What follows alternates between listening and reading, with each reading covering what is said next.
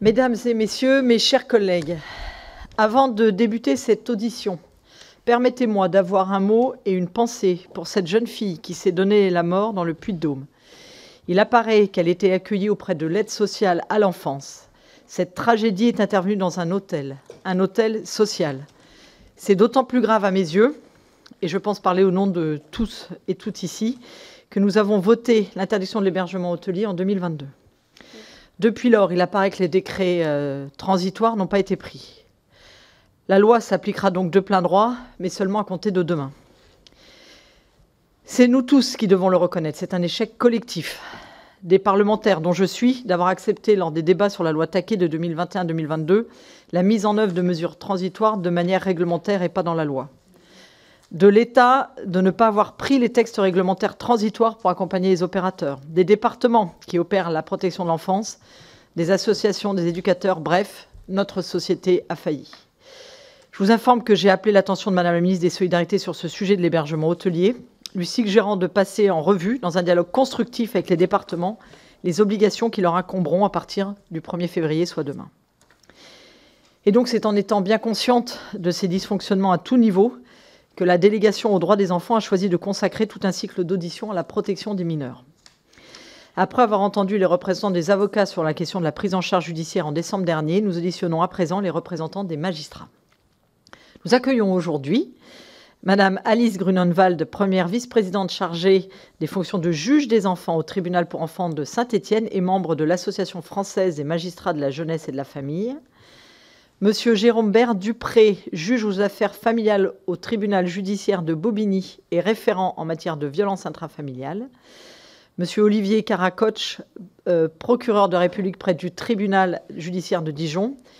Et monsieur Jean-Pierre Rosenweg, magistrat honoraire, membre du bureau du Conseil national de la protection de l'enfance. Nous vous remercions d'avoir répondu à notre invitation et nous sommes vraiment ravis de vous accueillir. Les magistrats, et en particulier les juges des enfants, sont un pilier de la protection de l'enfance en danger.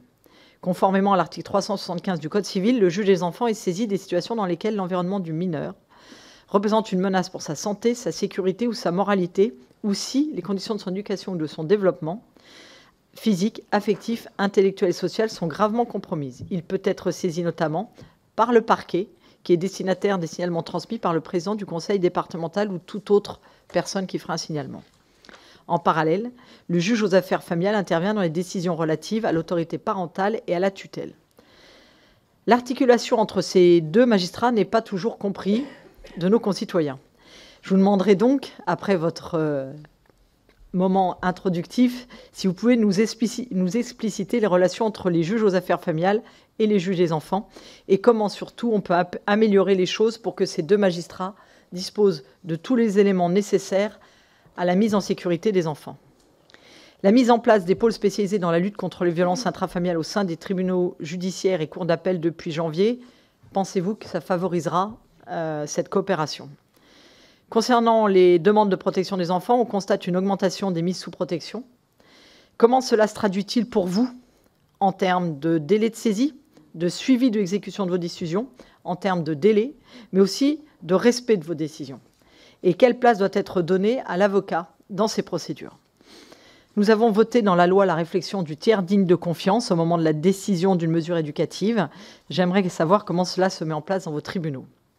Enfin, nous aimerions connaître votre position sur certains sujets spécifiques. Concernant le traitement des plaintes pour viol et agression sexuelle, la Civis propose de nombreuses recommandations et notamment une meilleure prise en compte de l'enfant durant le procès. Comment améliorer leur parcours et mieux prendre en compte leurs paroles? La justice doit-elle être plus soutenante dans les UAPED, à l'instar de ce qu'elle fait notamment dans les UMJ? La Civis recommande également la création d'une ordonnance de sûreté de l'enfant, permettant aux juges aux affaires familiales de statuer en urgence sur les modalités d'exercice de l'autorité parentale en cas d'inceste vraisemblable. Inspirée de l'ordonnance de protection contre les violences conjugales, cette mesure viserait à protéger efficacement l'enfant victime tout en assurant un débat judiciaire équitable. Pourriez-vous nous indiquer ce que vous pensez de cette mesure? Enfin, lors de notre audition de l'Office des mineurs, ce dernier a suggéré d'ajouter les cousins dans la liste des auteurs de viols et agressions sexuelles qualifiés d'incestueux, défini à l'article 222-22-3 du Code pénal. J'aimerais vous entendre sur ce point-là.